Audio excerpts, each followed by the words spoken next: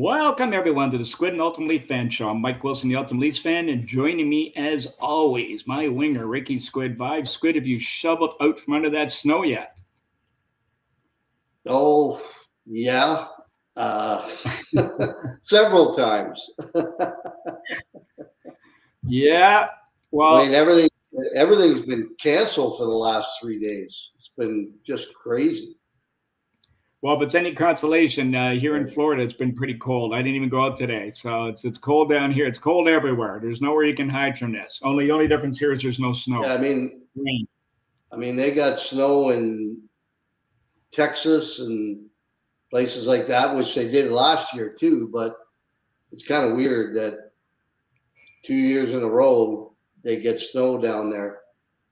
But Well, hey, the what are you show gonna must do? go on, as they say. So Yeah, we got now we are coming to you a day earlier because my winger, Mr. Vibe, is headed off to his old hometown of PEI tomorrow. What's happening down there? Maybe bring the fans up to date on what you're doing. it's Legends of the Game game in Tignish, PEI on Wednesday. So flying there tomorrow, fly back Thursday. It's part of a whole 9-day trip. There was a game in Windsor, Nova Scotia, the birthplace of hockey, an outdoor game, and then there's a game in Cape Breton Mm-hmm. and PEI, and I think that's it. And so flying in there tomorrow and then flying back on Thursday. But I don't get in on Thursday till about 8:20 or 30 in the evening. So Well, that brings us to point number two. As a perfect segue into that was the St. Catherine Saints, the senior A team that you're coaching this year, happened to be playing that night. But even if you were in Toronto or back in Niagara Falls, you would not be allowed to coach for some reason. We touched on this last week, and maybe you want to enlighten everybody a little bit yeah. what happened since then. Well, we went to Cambridge and won last Friday, and then came home and lost to Cambridge at home on Saturday. And the referee I had an argument with, a little bit of an argument a few weeks before that. I mean, like literally, we had 16 penalties, and they had and 2 5-on-3s against us, and they had 8 penalties, but 4 of those were in the last 3 minutes of the game. Mm-hmm. So it was pretty obvious that he was out to destroy us that night, and so I got kicked out, got suspended for 4 games, but our owner got it down to 2, and he got that certain referee is not going to referee any more of our games. So that's a plus.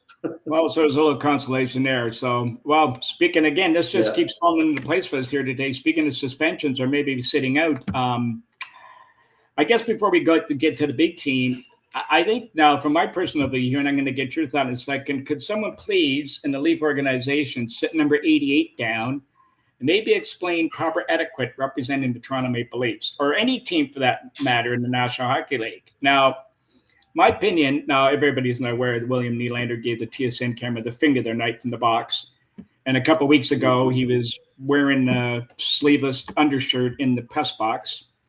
Really, who cares? But you know what?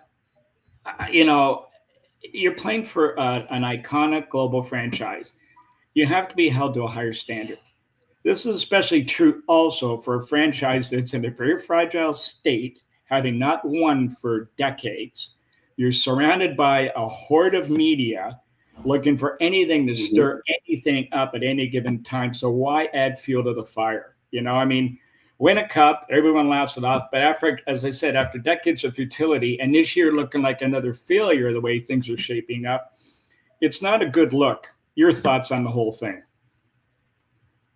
No, it's not. Definitely, it's certainly not a good look. I mean, you're sitting in the press box with the injured guys and guys that are scratched, and you see that the camera's on you, and you put the finger. I saw it on the computer. I watched it, and no, I mean total bad behavior on the part of a player to do something like that. And like you say, in Toronto especially, where you're under scrutiny all the time and they haven't won in decades, and this year is not going that well. So why would you put yourself in that position? I mean, he will more than likely get a fine or a suspension, one or the other. I don't know if they could actually suspend him for that, but they could certainly fine him. And I'm pretty sure he'll get one or the other.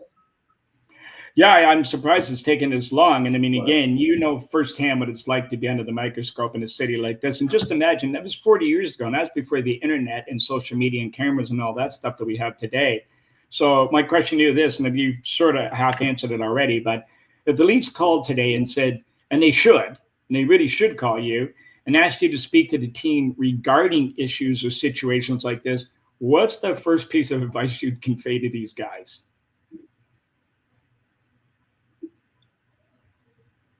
well, I think the first thing would be to act accordingly to what you should be doing as a professional hockey player in the National Hockey League.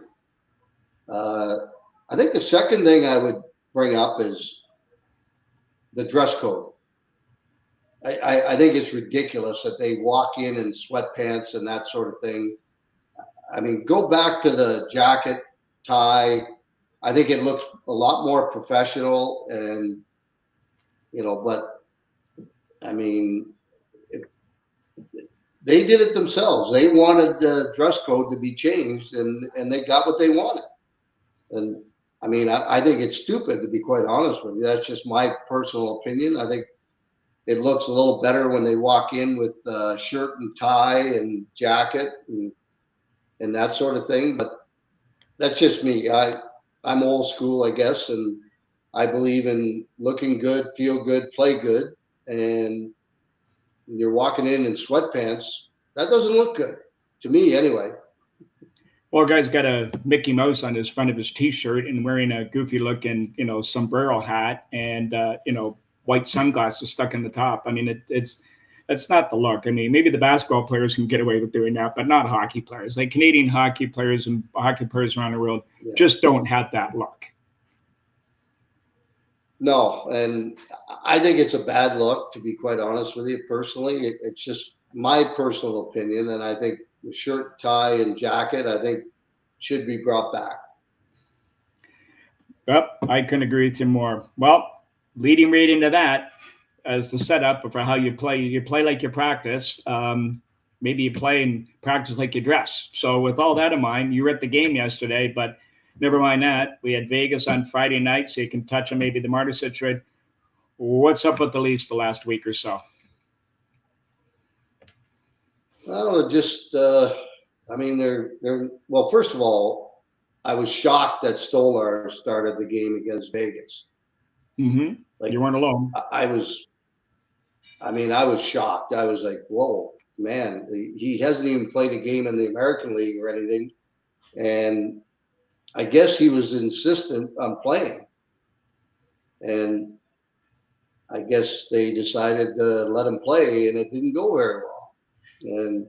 But aside from that, their special teams haven't been that good lately. Spending a lot, like we talked about this at Ausium, is that they're spending too much time in their own end. They're giving up great opportunities and that sort of thing, and it's starting to show. And I mean, you got Tanev, who probably is going to be out for the season, from what I heard, and may not play the rest of this year. So that hurts a ton. And you got, like, there was 5 or 6 guys sitting in that box last night when Nylander flashed the bird. Yeah. So, I mean, that's not a good sign when because we talk about this as well. When things aren't going well, injuries tend to creep up a little bit more. Yeah, and they seem to hurt a little more. But I was at the game yesterday, and Colorado's just such a good team. They're so good, and like Minnesota when they were in town, they made them look slow, and I think Colorado did the same thing. Well, we, along with everyone else who follow team, know that, like, I'm just going to review some of this. I know there's been a mismanagement of assets, and it isn't just Brad Treliving. I mean, this dates back to Lamoriello and Dubas, trading away draft picks. The biggest concern, and we stated this before, is who's advising them and who's scouting the forward players that they're bringing back. Moving, a energy player and a first round draft pick for a fourth line center that played 9 minutes the other night. You draft a kid in the third round. Now, nobody knew he was going to turn out to be the player he did, but Carter Verhaeghe. And then you send him on his way after 1 day in training camp. Like, what's the point? Like, you're supposed to be developing these kids. So anyway, we've been through all of that. The goalies have been good, but they haven't been great. The D is thin, and we knew that last summer going in, that they had a thin D core, and if any injuries came up, they're going to have problems. The same thing's going on with the forwards. I'm sorry, but you haven't convinced me yet that Easton Cowan should be playing in a National Hockey League right now. He should be still with the Marlies, developing and playing in every situation and playing 21, 22 minutes a night if he can. And yeah, he's gaining experience, but I'll tell you what, a few plays like OT and the other night that he committed and turned over and cost the team the game, that's not going to help his confidence a lot. So, you played with guys who were just like that.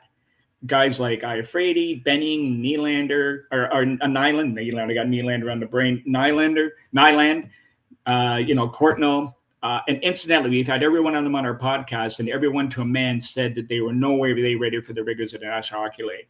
So the bottom line is, unless 88 or 34 waive their no trade, and anyway, who are you getting back if those two agreed to trade and you traded them?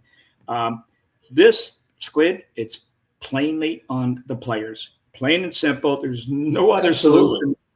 And it's on the players, and only they can fix this. And listen, the only message they get, you fix it, or July 1st, you'll be playing somewhere else.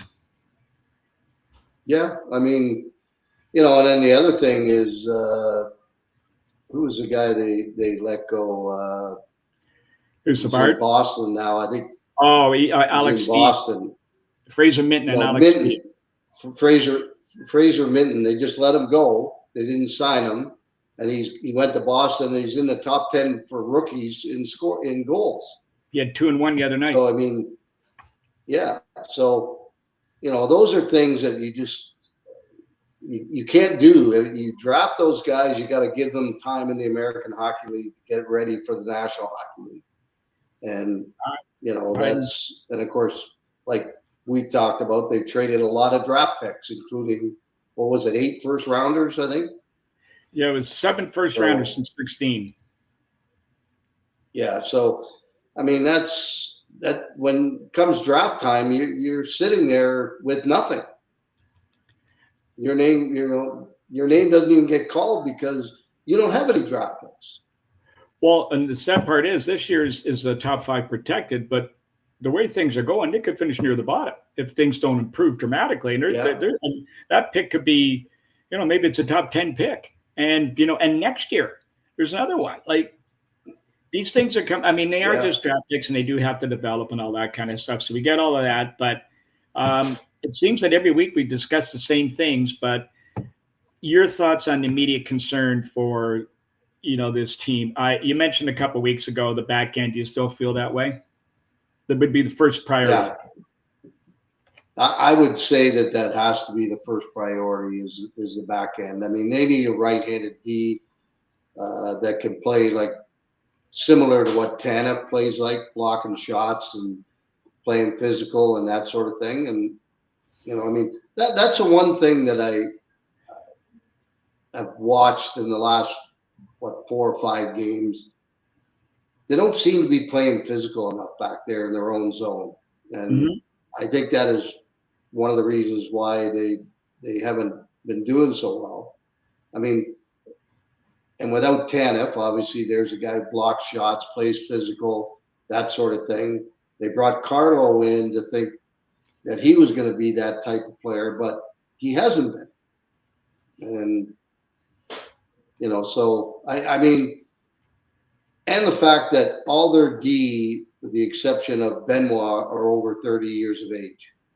So, I mean, I think they got to start building with younger players on the back end and hoping that they can get better and eventually they'd have a solid back end. You would hope. And I mean, speaking of that, the guy who's supposed to be leading the way, Austin Matthews, is taking a lot of heat for his role as a captain these days. Of course, when it goes bad, they really jump on everything because, as you and I have said, we talk the same thing every week. So they got to find something new to talk about. So he comes out and makes a comment about the Marner situation last week, doesn't speaks his mind, last year, and they jump all over him. Now he doesn't speak the other day, and they're jumping on him. So some guy wrote a blog that I won't even, dignify by mentioning his name, but he suggested he's nowhere near the captain of Teeter Candy, Still Abs, Armstrong, and so on and so forth. Well, first off, I'm a diehard Leaf fan, so okay, for me to say this is hard. It was a 6-team league. The Leafs and Montreal Canadiens basically owned every player in Ontario and Quebec. Okay, pretty tough to miss the playoffs with 6 teams, and you got the pick of the litter, okay? And secondly, how does he know what type of captain? He was never in a room with them. Probably wasn't even born. No, exactly.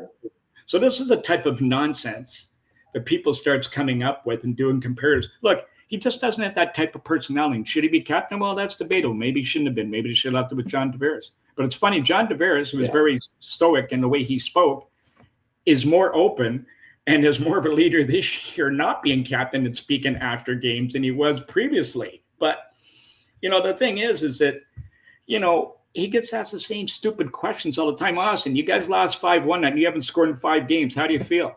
Well, what's he going to say? What's the type of, come up with something creative and say something intelligent instead of these mundane, stupid questions, so. Yeah.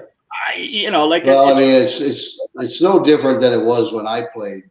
I mean, we didn't have TSN, Sportsnet, all these things, but we had a lot of newspaper guys and they would ask silly questions as well. But in saying that, when you're the captain of the Toronto Maple Leafs, I think you should be available every night after a game.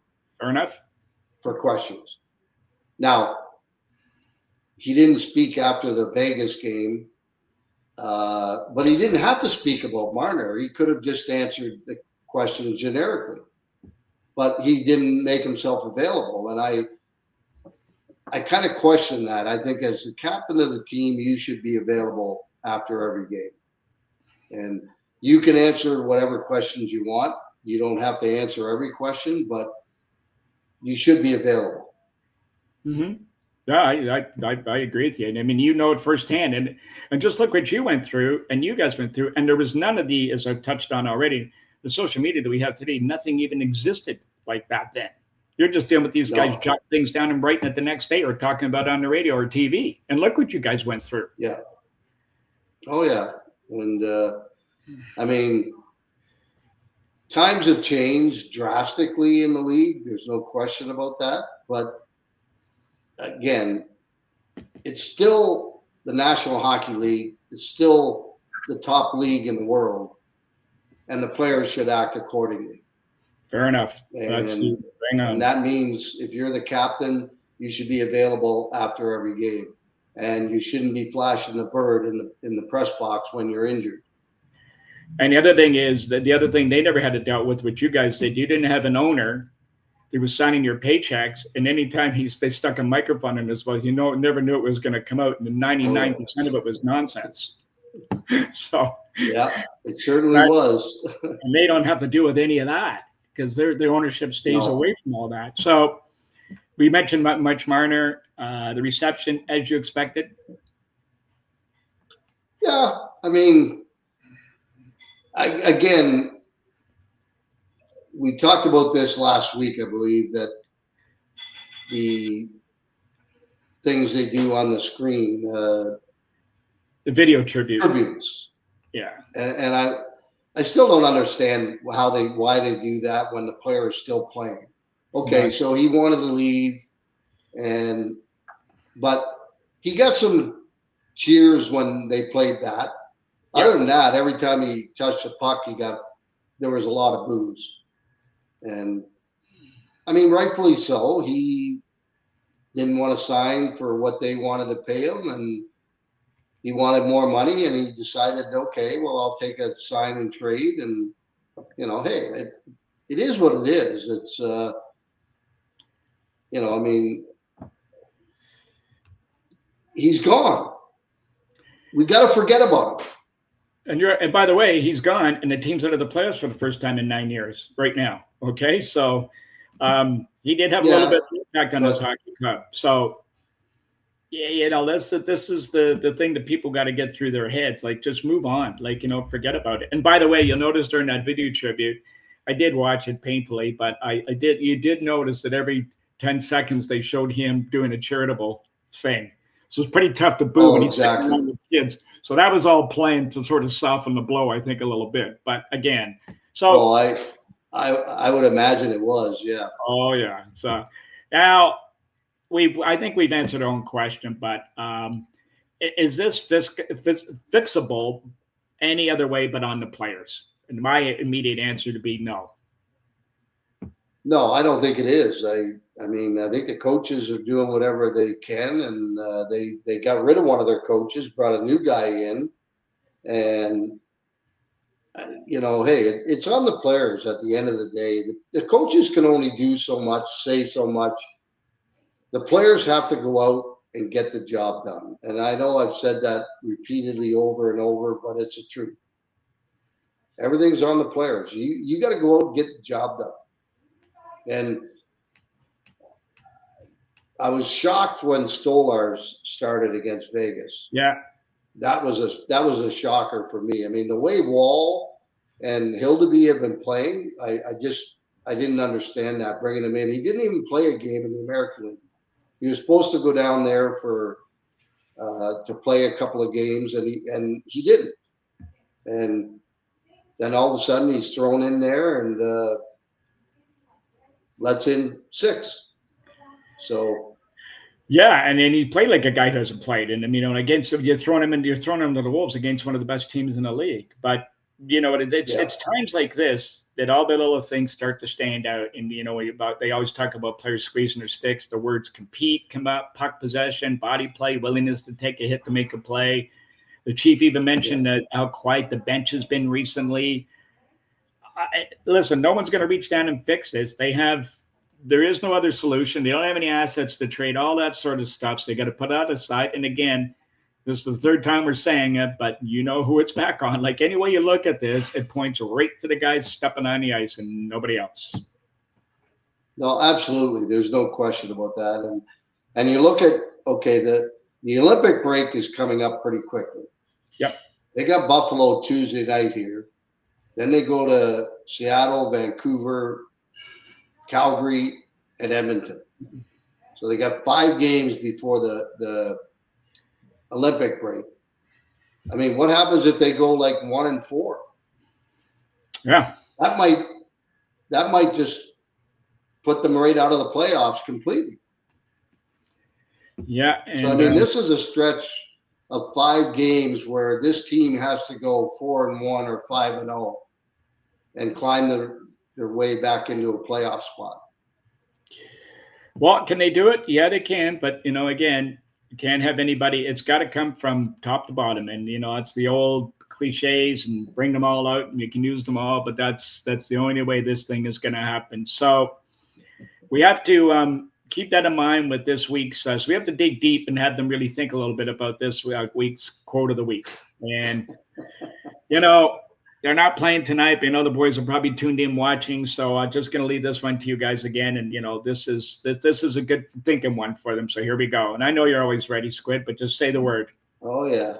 Okay. I'm ready. All right. Here we go. Nothing is impossible. The word itself says, I'm possible. Ooh. Well, you're right about that. How about that? Impossible is not a word that you would use Yes. in this situation. Anything's possible, but again, it's on the players. If the players are not willing to go out there and get the job done, and like you said, take a hit to make a play, get in on the forecheck and finish checks and that sort of thing. I mean, you got to look no further than the way Florida plays, the Panthers. I mean, they finish every single check, and I mean every single player, not just certain guys. It's like every player. Yep. And I mean, if you're not willing to do that, then then you're in trouble. Well, you're going to get the results we're seeing. That's what you're going to get. No, absolutely. And I watched. Well, the one that caught my eye most was Minnesota when they were in town. They were missing 3 of their top forwards, and they made Toronto look slow because they were so quick. And they finished their checks. They did everything that we are saying that the Leafs have to do. So take a page out of Florida's book, Minnesota, I don't care who, but do what they do, and that is finish your checks, take a hit to make a play, go out, get the job done. Well, the funny thing is, one of the cliches that everybody loves to use, and I hate the word, is adversity. Adversity is, that shouldn't be in your vocabulary. But the thing is, with a lot of these players, if you want to speak about adversity, it's the first time they've been in this situation their whole time in Toronto. Like Austin Matthews has never been in this situation, even including his first year. They were sort of the unsung heroes, like, coming out of nowhere to make the playoffs and push Washington. But here, and ever since then, it's been basically a 100-point season. Now here they are, back with the rest of the pack. Well, guess what, guys? You know how you got here? It's because of you. So again, forget absolutely using all the cliches. Go out and do something about it. So on those notes, guys, we're gonna call it for today. Don't forget to check out our library of Squid and the Ultimate Fan podcasts. They're on most podcast networks. Hopefully they can get it back on track, starting with your old team, the Buffalo Sabres, tomorrow night. And hopefully have a few positive things to talk about next week, especially right in the middle of that road trip they're going on out west. So with that, we bid you guys adieu, and let's hope they get some wins.